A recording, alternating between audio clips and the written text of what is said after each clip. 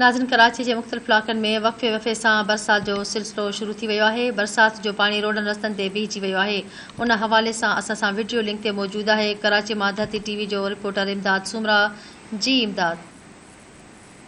जी बिल्कुल, हिन वक्त कराची के केतरनि इलाक़नि में बरसात जो सिलसिलो जो है वो शुरू थी वियो है। कराची के मुख़्तलिफ़ इलाक़नि जिनमें लियाकताबाद है, नाज़िमाबाद है, शेरशाह, बल्दिया टाउन, इतार टाउन, सदर, रीगल चौक समेत हिन वक्त केतरनि इलाक़नि में वक़्फ़े वक़्फ़े से बरसात जो सिलसिलो जो है वो पिण जारी है। जिन त मौसमियात खाते पारां इहो ॿुधायो वियो आहे त सुभाणे खां जेको आहे सिंध के मुख़्तलिफ़ ज़िलनि तोड़े कराची समेत जो है काफ़ी इलाक़नि में जो है तेज़ बरसात पवंदी। जॾहिं त उन खां अॻु जेको आहे हिन वक़्तु सिंध के राजधानी शहर कराची में जो है हिन वक़्तु बरसात जो सिलसिलो जो है वो शुरू थी चुको है।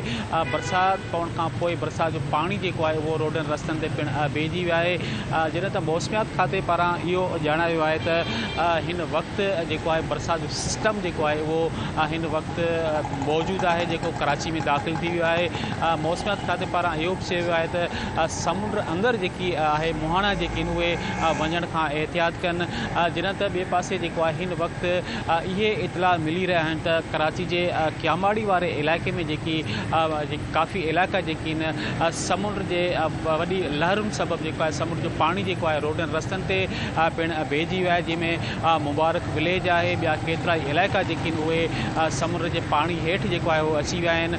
जॾहिं त डिप्टी कमिश्नर जी असां सां पिण ॻाल्हि ॿोल कई आहे। डिप्टी कमिश्नर क्यामाड़ी जो है उनजो भी इहो ई चवणु आहे त हिन वक़्तु जेकी क्यामाड़ी ज़िले में जेकी माड़ीपुर जो इलाइक़ो है, जेके मुख़्तलिफ़ इलाइक़ा जेके उते जो है हिफ़ाज़ती इंतज़ाम सख़्त किया विया आहिनि। आवाम के जो है हिन वक़्तु असां समुंड किनारे तरफ़ जो है वञण खां रोके वरितो आहे।